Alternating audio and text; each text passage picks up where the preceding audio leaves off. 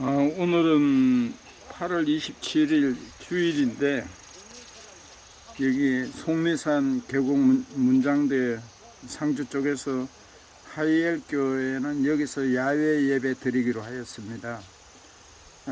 세상에 살면서 내가 이렇게 사람들 앞에 잘난 척 하지 않았는가 돌이켜 봅니다.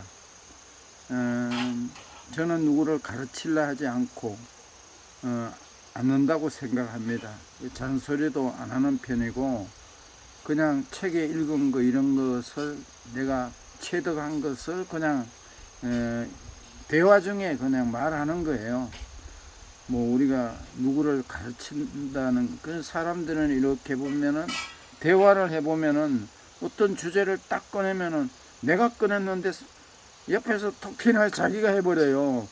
이때는 내 말을 듣고 경청하고 또 상대방이 이야기를 해야 되는데 그런 것은 좀 미성숙되지 않았는가요? 서로 사람은 70%는 듣고 30%는 자기 말을 하라고 책에서 참 이렇게 믿음을 또 이렇게 선배들이 이렇게 한 글을 남겼습니다.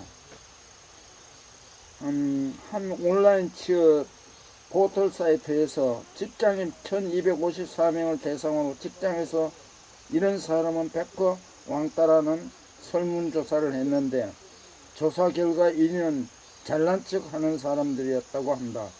친구 중에도 잘난 척 하는 사람이 제일 싫다라는 게 1위였고 이런 대답이 있었다. 못난 친구와 잘난 체 할 땐 애교로 봐줄 수 있지만 잘난 친구가 잘난 체 할 때는 정말 꼴보기 싫다. 왜 이런 현상들이 있을 것일까? 잘난 체하고 혼자 튀려고 애를 쓸수록 주변 사람들은 그의 실수를 은근히 바란다. 사람들은 잘난 체 하거나 완벽한 사람보다 겸손하거나 다소 허점을 보이는 사람을 훨씬 좋아한다. 왜 세상은 기독교인들을 싫어할까? 크리스천에게는 뿌리 깊이 깃들어 있는 선민의식이 있다. 그래서 기독교인은 사람을 세상의 죄인과 교회의 의인으로 나누는 경향이 있다.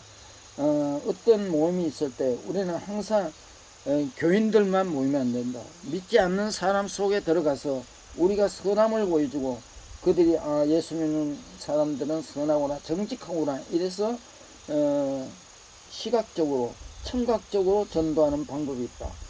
우리의 선민의식이 우리 스스로 고립된 섬에 가두어버렸다. 언제부터인가 세상은 교회를 향해 잘난 것도 없이 잘난 척하는 그런 존재들이라고 낙인 찍었다. 선민의식의 가장 큰 문제는 은혜의 부재다. 하나님은 은혜로 부름을 받아 우리가 더 이상 누군가에게 하나님의 은혜가 필요 없다고 주장하는 것이다. 은혜의 부재로 인해 겸손이 사라진다.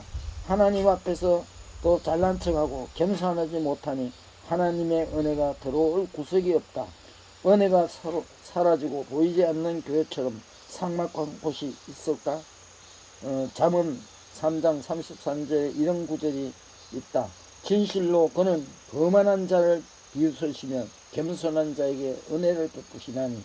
예수님과 공생의 3년을 지난 동안 그렇게 잘난 척 하던 베드로는 신앙으로 성숙해진 다음에 이런 편지를 썼다. 서로 겸손으로 허리를 동이라.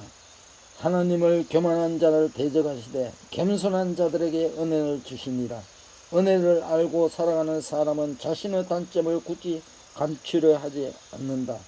왜냐하면 하나님께서 우리의 단점을 감싸 안으신다는 걸 알기 때문이다. 은혜를 알지 못하는 사람은 절대로 자신의 약함을 노출시키려 하지 않는다. 자신의 약점이 드러나면 끝이라고 생각하기 때문이다. 생각해보면 우리의 신앙인들이 세상에서 사랑받는 비결은 참 쉽다. 말씀대로 살면 된다. 하나님의 은혜를 알고 자신의 부족함을 인정하는 사람은 자신의 허물을 드러내는 것을 그렇게 기저하지 않는다. 자존감이 높다는 거죠.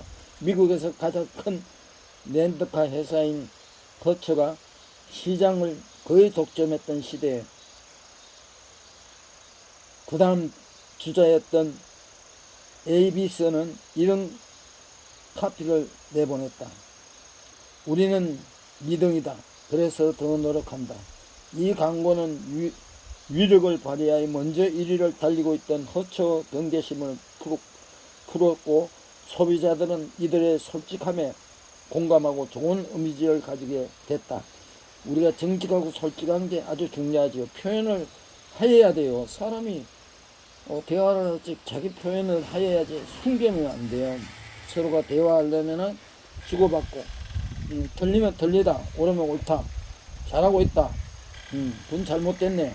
우리가 조금만 지혜롭다면, 우리가 조금이라도 하나님의 은혜를 경험하고 살아간다면 우리 삶에 가장 필요한 것은 잘난 척이 아니라는 것을 안다. 겸손하면 남을 나보다 낮게 여기는 지혜가 생기고 자신을 낮게 여기는 삶을 산다. 이를 신앙적 용어로 은혜로 산다고 말하는 것이다. 누군가의 허물을 보는 눈이 커지면 사물을 보는 눈이 작아진다. 남의 허물을 찾으려는 인간의 힘은 나의 허물을 감추려는 인간의 힘일 뿐이다.